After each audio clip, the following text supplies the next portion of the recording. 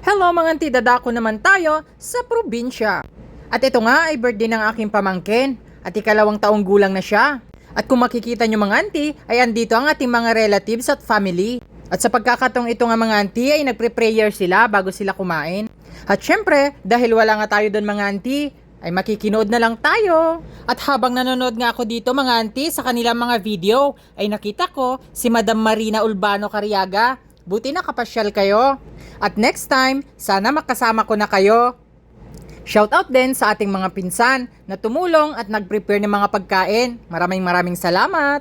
At dahil 7 taon na rin tayong hindi nakapagbakasyon mga auntie sa Pilipinas, kaya naman nakakamiss na rin talaga. Pero sa buhay OFW mga auntie, ganun talaga. Kailangan nating magtiis para sa ating mga family.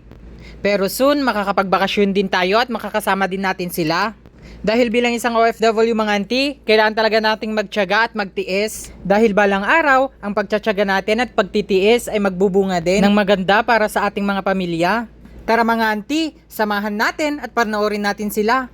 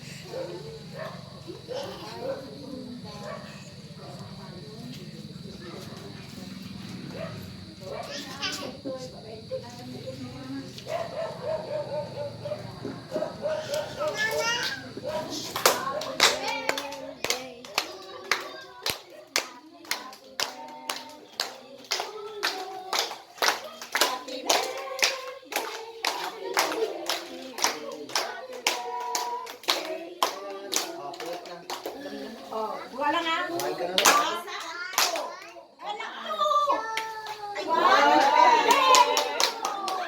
Kapuyot na, puyot.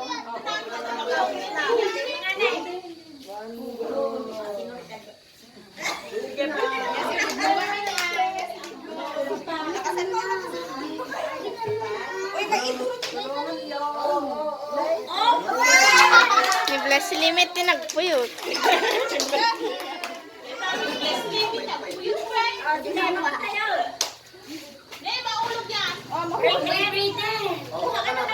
Mangalakan anak ko. Kunin mo na isa. Oh. Sarang siya. Braided?